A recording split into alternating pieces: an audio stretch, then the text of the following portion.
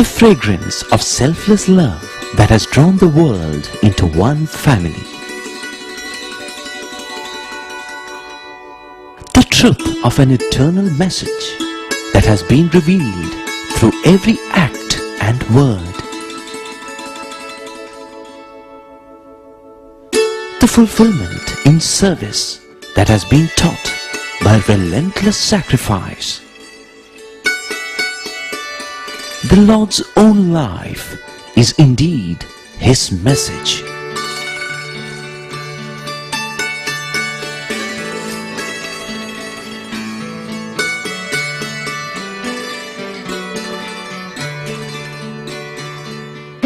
Sai Ram, and welcome to the last but one episode of the special teleserial entitled Message of the Lord that we are bringing to you on the eve of the 85th birthday celebrations of our beloved Swami, Bhagwan Sri Sathya Sai Baba. Just to recap, after a brief introduction that was spread over the first 2 episodes, we spent most of our time trying to absorb the essence of Baba's message of universal love. And now, as we wind down and get ready for Bhagwan Baba's 85th birthday celebrations, it might be useful to quickly go over once more the amazing 8+ decades that the Lord has graciously spent here on earth entirely for our benefit.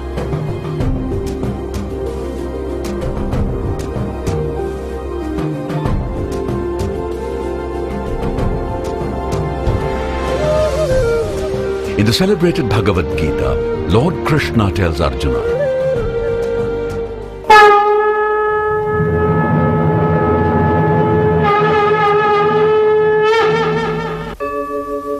Yada yada hi dharmasya glanir-bhavati bharata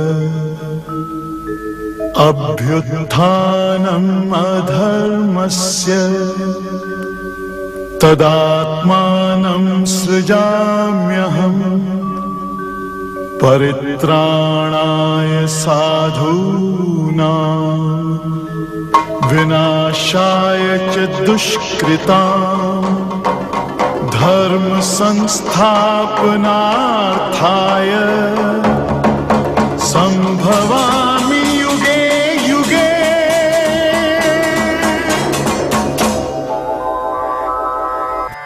what Krishna is saying is that God incarnates again and again whenever humanity is in deep trouble, and He does so to protect the good as well as to restore dharma back to its rightful pedestal from which it is periodically toppled by the evildoers.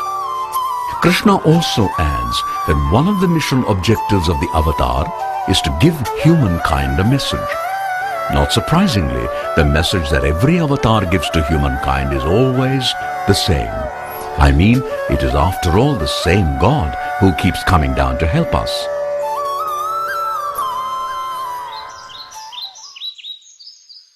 The question arises, why does God have to repeat the message again and again? Krishna has himself given the answer. He says that God has to repeat the message again and again because humans have a tendency to forget things rather quickly. And Swami adds an interesting footnote to all this. He says that I have come to give you the message that would redeem you from this worldly bondage forever. But all that people seek from me are mere trinkets. And yet, I give you what you want so that one day you will earnestly yearn for what I have actually come to give. mercifully, whether we are ready for it or not, Swami has tirelessly given his eternal message almost from the time he incarnated 85 years ago. If you think deeply about it, our beloved Swami has not merely been tirelessly repeating all the good things we need to know. More important, he has also taken enormous trouble to help humanity at the macro level in different ways, and also to cheer and comfort us individually. And all this he has been doing just for our sake. Let's now do a quick flashback. You will recall that it all started from this little house way back in 1926. At that time, there was not even a road leading directly to Puttaparthi. Even in the 70s, Puttaparthi was quite rural. All the changes we now see have been quite recent. You might ask, why on earth did God choose to take birth in a remote hamlet and be born to poor parents? God never does anything without a reason, does he? What that reason is, we shall come to later.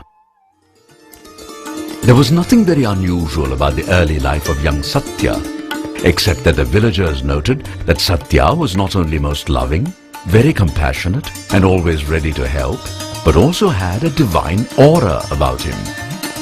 Like all boys, Sathya too went to school, but left it abruptly and in dramatic fashion, despite the enormous promise he had shown as an exceptionally bright student. Having left school at the young age of 14, Sri Sathya Sai Baba, as he now became known, returned to Puttaparthi, establishing his first ashram, shall we say, in what was a mere tin shed. However, for those who had the blessing to share that roof with Swami, it was more than heaven. In those days, it was very difficult to reach Puttaparthi, since one had to first travel by train to a nearby town called Penukonda. Then, by a horse-drawn cart known as Jatka to the bus stand in Penukonda. Then board a ramshackle bus to Bukkapatnam, transfer to a bullock cart in Bukkapatnam, and after travelling a few kilometres by the cart, do the last lap literally on foot while crossing the river Chitravati. However, none of these difficulties could stop the early pilgrims, for they had already been chosen and were drawn to the Lord incarnate by the sheer power of divine attraction. At times, Swami would even wait for the devotees on the other side of the river. Imagine that! Yes, non-stop flow of pure love became the hallmark of the old mandir, and there were any number of spectacular miracles too during that early phase of the avatar. But behind all that was the silent message, I am not what you think I am. I am verily the incarnation of God, come here to help you personally, uplift humanity as a whole, and restore dharma to its rightful place in society. Back in those days, when everyone was enveloped by Swami's amazing love and lifted to cloud 9, few realized that Swami had actually come with a mission and a message, both of which would stir the entire world, bringing people from all corners of the globe to Puttaparthi. How could those simple early comers ever imagine such things, since Puttaparthi was at that time still a village that got its first apology of a road only around 1950 or so? As Swami once told his students, when God comes, he always does so with a master plan. The advent of God in this Kali age was no exception. And as we told you earlier, by way of signaling to the world that he meant business, Swami moved on 23rd November 1950 from the Pata Mandiram to what was then called the New Mandir, and subsequently came to be called Prashanti Nilayam. In a sense, Prashanti Nilayam became not merely Swami's headquarters, but as Howard Murfitt once described it, the place where all roads end.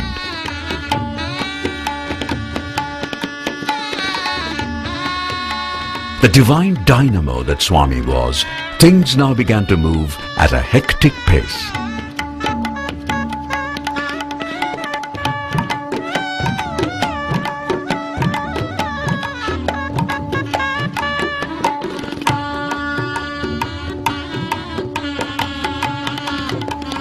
Daily darshans followed by bhajan singing and interviews for the lucky ones became the unique hallmark that began to attract crowds in larger and larger numbers.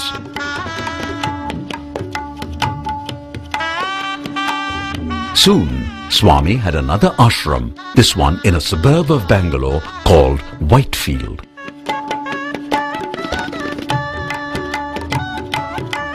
With God, spirituality is always priority number one. In the context of India, the Vedas represented the principal gateway to spirituality, and Swami's historic association with the Raja of Venkatagiri and his regular trips to Venkatagiri starting in 1950 played an important part in planting the seed of the Vedic spirit in Prashanti Nilayam. While some confused spirituality with religion, Swami soon began to draw, slowly but surely, devotees from all over the world.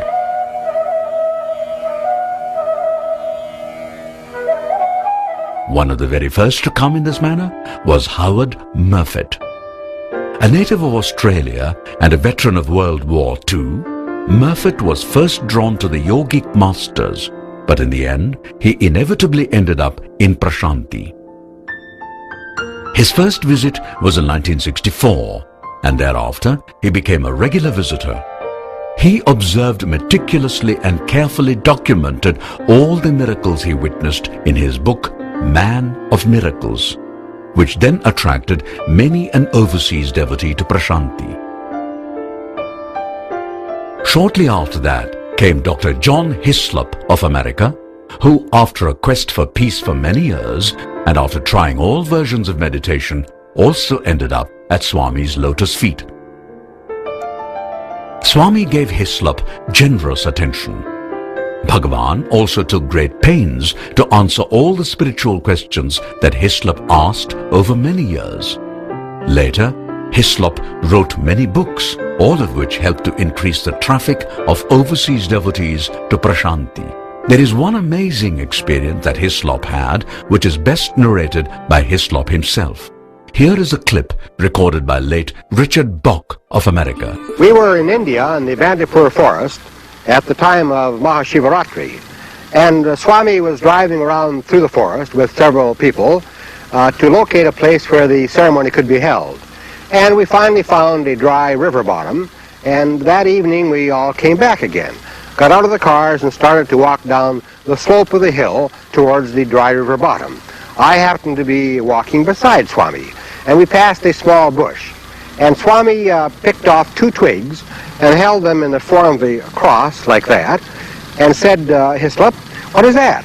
I said, well, Swami, it's a cross. So he then put the 2 twigs in his hand like that, and blew 3 times on his hand, and opened his hand, and there was this cross that you see here on the back of my hand. He said, this is Christ as he really and truly was, not as artists and historians have pictured him. His stomach's all drawn in through several days of no food and so on. So I looked at it and I said, well, Swami, what is that hole at the top of the cross? He said, that is the hole that was made in the cross to hang the cross on a standard. And he said, furthermore, the wood of the cross is a piece of the actual cross upon which Christ was crucified. Then he added, and I can tell you it took a little time and trouble to find a piece of that wood after some 2,000 years. Swami always stressed that every religion is but one of many pathways to God, just as the top of Everest can be reached in many ways, including from the Nepali side as well as the Tibetan side. To reinforce the point, Swami adds that there may be many rivers on a continent, but they all flow into the same ocean. In other words, every faith helps one to become godly and move towards God. Thus it is that Baba told Christians to be good Christians, Muslims to be good Muslims, and so on, driving home the point that spirituality transcends all religions. As if to emphasize what he meant, in 1978, Swami had a mosque built for the Muslims of Puttaparthi, who till then had to go a long distance to pray in a mosque. Today the mosque has expanded and draws big crowds for prayers every day.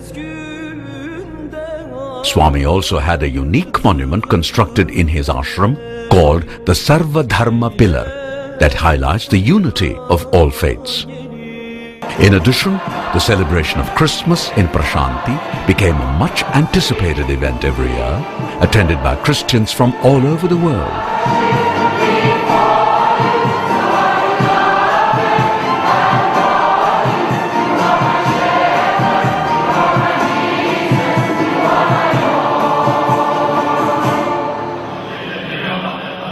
Buddhists too came regularly to celebrate their festivals.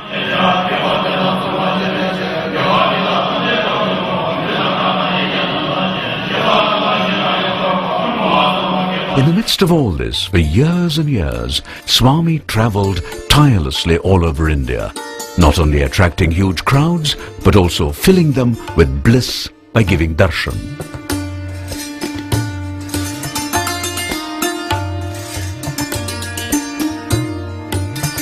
He also delivered innumerable discourses in the course of the travels.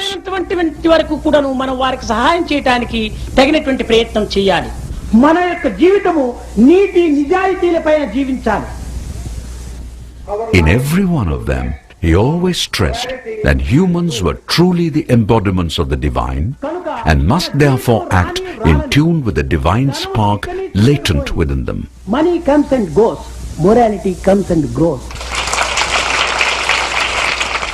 It is no great surprise that Swami draws people from all over the world, for it is inherent in the nature of the divine to attract. Pure love always attracts, and that is all there is to it.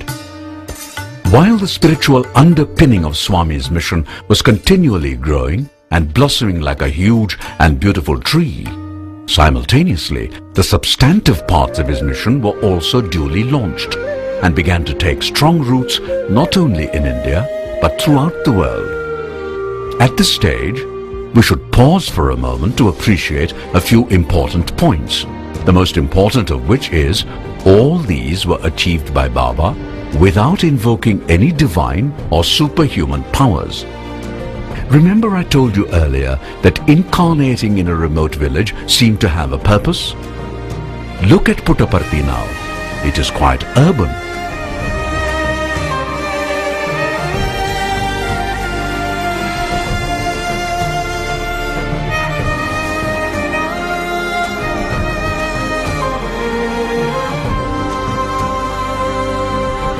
All this in what was once a village that was described in 1968 by a Hollywood movie director as being 160 kilometers from Bangalore and 10 minutes from the Stone Age.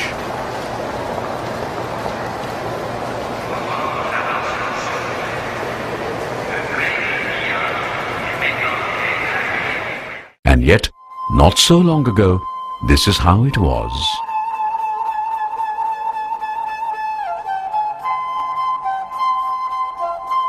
The point is that Swami is sending us this message. Look, I was born poor. I did not have proper education. I quit school at the age of 14. India was not free then and quite backward. It was impossible even to have the kind of dreams I promised I would achieve. And yet, all that happened. How? Because of the power of pure and selfless love. That love is in every one of you. God has given that limitless treasure to every single individual. Open the treasure chest and use that unlimited wealth. If you do that, anything can be done. I have told you so many times, I am God, but so are you. If you have that faith and are ready to tap that wealth, then there is nothing you cannot do. Many people just shrug off and say, look, at the end of the day, if you don't have money, nothing can be done. Well, how much money did Swami have on 20th of October 1940? By the way, if you raise the question of money with Swami, you know what his reply would be? He would simply say, Money is needed, no doubt, but it is not the most important requirement.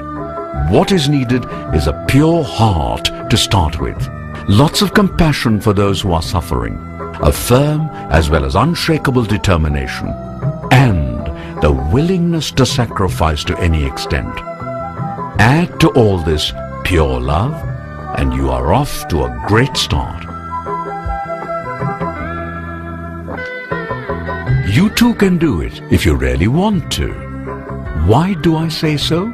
Because God is right within you and His love is available without limit in your heart. If you are driven by selfless goals and tap this love, you can be sure that God's grace would make all that you want happen. In fact, much better than you could have imagined. Way back in 1947, Swami wrote to his elder brother, and through that letter also announced to the world that his glory would grow astronomically in the years to come, and many would actually see it all happening in their lifetime. That indeed has happened. But people nevertheless ask, right now, following the fractures he suffered in 2003 and subsequently, we see Swami moving about only on a chair. Why is this? He has so much power, and if he so chose, he could easily get up and not merely walk but also run. What is the mystery behind this? This is an important issue, and we shall spend a few minutes reflecting on this mystery before we bring this episode to an end. Yes, innumerable are the medical miracles that Swami has performed. Way back in the year 1968, during birthday celebrations, there was a lady from overseas who was, due to paralysis, confined to a chair and had to watch all the proceedings from there. But you know what? Swami unexpectedly went up to her, made her get up and walk in full public view.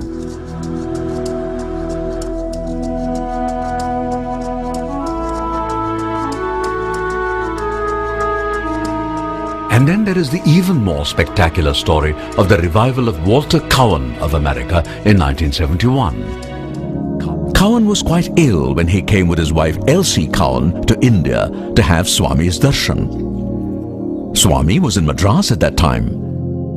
There, in the early hours of Christmas, Walter Cowan became very sick and was removed from the hotel to a hospital. The hospital doctor examined Cowan and found that he had already passed away. As they say, Cowan was dead on arrival. Early next morning, unknown to his entourage, Swami drove to the hospital, quietly went inside unnoticed to the place where Cowan's body lay, and brought Walter Cowan back to life. No one else was present. Later, when the doctor came into the room where Cowan's body was, he was shocked to see the man he had declared dead alive and sitting. In 1972, Swami celebrated in Brindavan the remarriage of Elsie Cowan and Walter Cowan, now aged 84, and come back from the dead.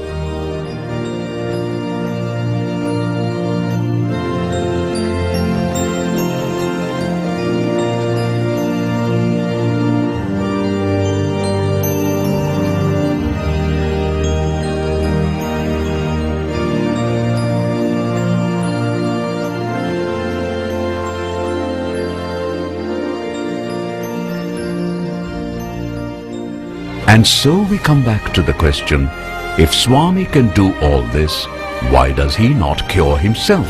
He is divine, is he not? Swami has himself given the answer, but before I refer to that, I call your particular attention to the following facts.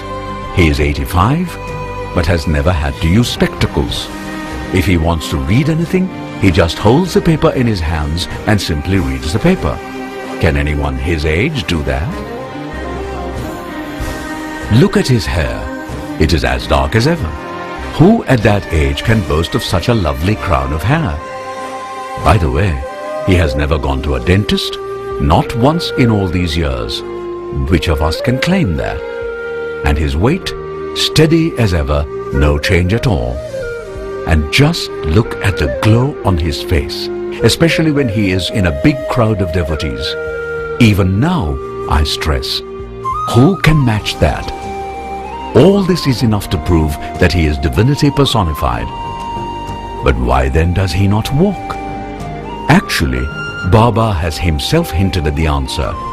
Anytime this question is raised, Baba either dismisses the question with a smile or replies, "These things happen to the body, and they are part of the natural process. However, one must learn not to pay too much attention to such inconveniences. I don't. After all, I am not the body."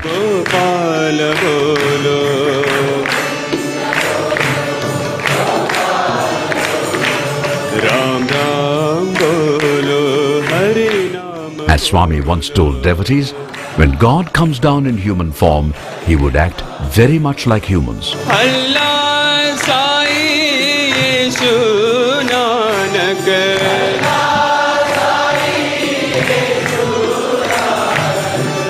You get hurt, don't you? So do I. These things are to be expected.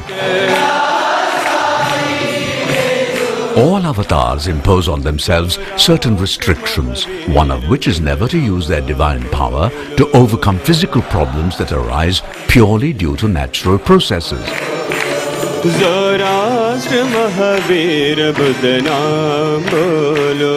Sometimes I too get cough and cold, and even run temperature.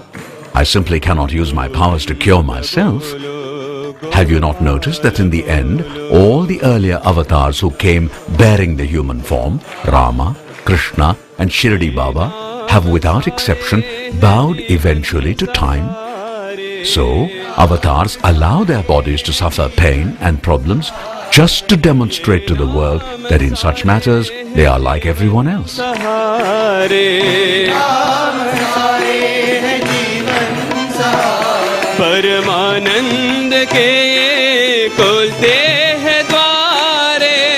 However, there are things where the way I act is different from what most people do. It is through those acts I teach my lessons, and it is those actions of mine that you must pay close attention to.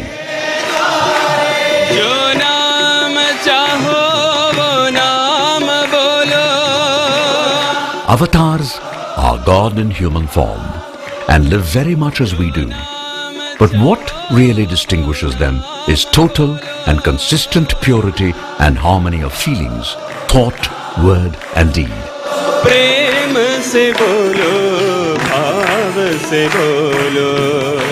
Thus it is, Swami always radiates pure love, since God is love and love is God.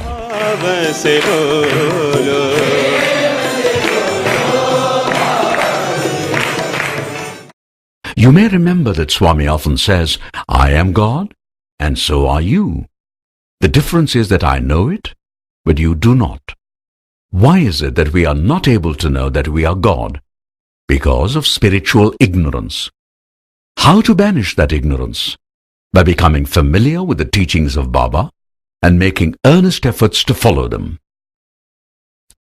It is to make devotees familiar with the depth and breadth of Swami's teachings that we have made a special effort to bring to you this month-long serial. Just imagine how much sacrifice Baba has made at the human level for our sake. Yes, he is doing so much for us all the time. Should we not also try to do something for him by absorbing his teachings and following them? Think about it. Jai Sai Ram.